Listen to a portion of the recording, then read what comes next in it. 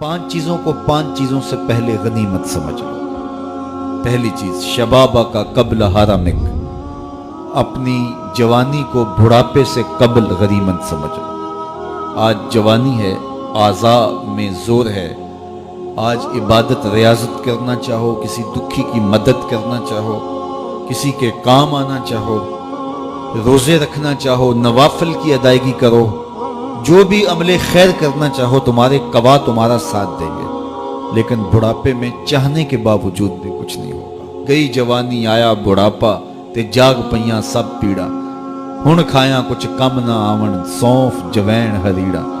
تو آج موقع ہے، جوانی کے لمحات ہیں، ان جوانی کو راہ خدا پہ ڈال دو۔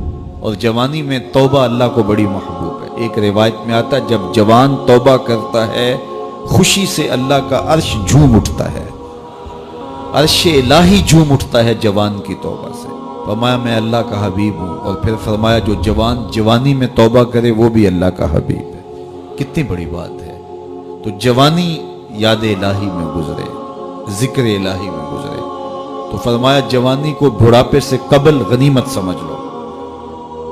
پھر فرمایا صحت کا قبل سقمک، اپنی صحت کو بیماری سے قبل غنیمت سمجھ لو۔ صحت کے لمحات میسر ہیں، بیماری آتے دیر نہیں لگتی، تو صحت کو غنیمت سمجھتے ہوئے بھرپور فائدہ حاصل کرو، اور کوشش کرو، محنت کرو راہ خدا میں آگے بڑھنے کی۔ وغنا کا قبل فقرک، تیسری بات ارشاد فرمائی، اپنی غنا کے دور کو، مال و دولت کی فراوانی کے زمانے کو غنیمت سمجھو فقر سے قبل۔ کہتے ہیں غربت آتے ہوئے دیر نہیں لگتی، اوپر جاتے ہوئے وقت لگتا ہے، اوپر سے نیچے آتے ہوئے وقت نہیں لگتا۔ تو فرمایا کہ دولت تمہیں میسر ہے تو اس دولت کو کام میں لاؤ، دولت کو سنبھال کے نہ رکھو، یہیں رہ جائے گی۔ ایک کفن ایسا لباس ہے جس کو کوئی جیب نہیں ہے، یہاں سے کچھ کسی نے لے کر نہیں جانا، اور نہ آج تک کوئی لے کے گیا جانا۔ سکندر گیا جب دنیا سے تو دونوں ہاتھ خالی تھے۔ تو اصل وہ ہے جو ہم ساتھ لے کے جائیں گے۔ میرے حضور نے فرمایا، ابن آدم کہتا ہے مالی مالی مالی، میرا مال میرا مال۔ فرمایا اس کا مال وہ ہے جو اس نے کھایا یا پہنا اور پرانا کر دیا یا اس نے آگے بھیج دیا۔ فرمایا باقی اس کا نہیں ہے، یہ اس کے وارثوں کا ہے، وہ کفن بھی میلا نہیں ہونے دیں گے کہ بانٹ لیں گے۔ تو فرمایا غنا کے زمانے کو غنیمت سمجھو فقر سے قبل۔ چوتھی بات ارشاد فرمائی، فراغت کے لمحوں کو مصروفیت کے وقت سے قبل غنیمت سمجھو۔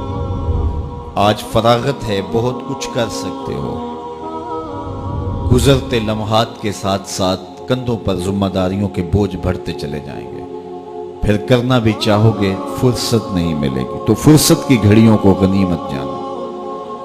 پانچویں چیز ارشاد فرمائی، وحیاتک قبل موتک، اور اپنی زندگی کو موت سے قبل غنیمت سمجھو۔ آج زندگی ہے، چلو بیماری صحیح، اعضاء مدمحل صحیح، فراغت نامیسر صحیح، دولت نہیں صحیح، کوئی بات نہیں ہے، اس کے حضور آنسو تو بہہ سکتے ہیں، اپنے گناہوں کی معافی تو مانگی جا سکتی ہے، جس طرح بھی بیٹھ کر کے لیٹ کر کے اس کے حضور عبادت کا رنگ تو اختیار کیا جا سکتا ہے۔ وضو نہیں ہو پاتا، اعضاء ساتھ نہیں دیتے، تیمم تو ہو سکتا ہے، لیکن ایک وقت آئے گا یہ سہولت بھی چھن جائے گی، یہ فرصت بھی باقی نہیں رہے گی۔ بندہ حشر کے دن جب پھنسے گا تو پھر کہے گا مالک ایک مہلت دے دے، دوبارہ دنیا پہ جاؤں، سجدے سے سر نہیں اٹھاؤں گا۔ تو حکم ہوگا نہیں، وہ وقت بیت گیا، تجھے فرصت ملی، وقت ملا، جوانی ملی، ڈوبتے سورج نے تمہیں روز پیغام دیا، اٹھتے جنازوں نے تمہیں روز پیغام دیا، لیکن تم نے عبرت حاصل نہیں کی۔ اب